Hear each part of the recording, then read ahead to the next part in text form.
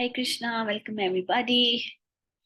The topic we will be discussing today is self realization versus self satisfaction.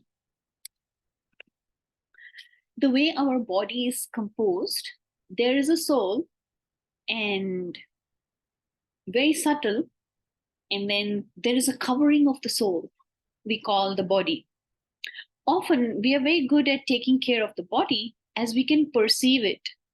Since the soul is subtle and not to be seen by untrained eye, it often gets neglected. Self realization means to understand the difference between the two aspects of ourself, material and spiritual. Everyone has two aspects, and realizing who we really are.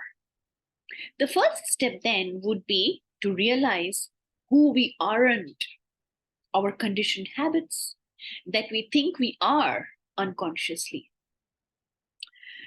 One example for conditioned habits could be when we turn on our computer, there are certain settings that accompany with every program. For example, the margins on the word program are set to 1.25.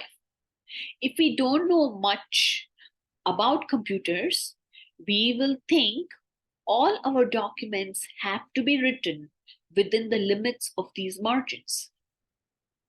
When we learn about the option button, we can set our own custom mode margin.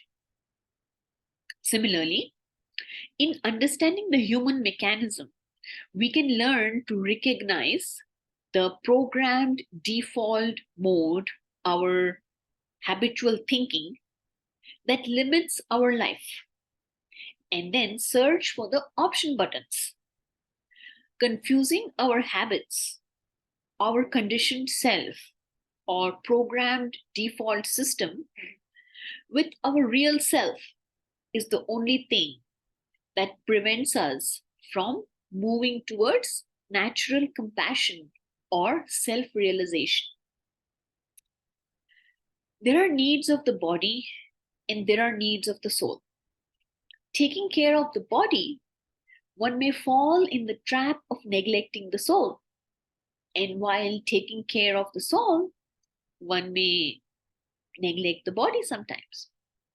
To strike a balance between the two, understand the conditioned habits and orient them in the direction of self realization is an art to learn and master. Let's all pray that we get the mercy to learn and master this art, and we can orient our conditioned habits in the direction of self realization. Thank you. Hare Krishna.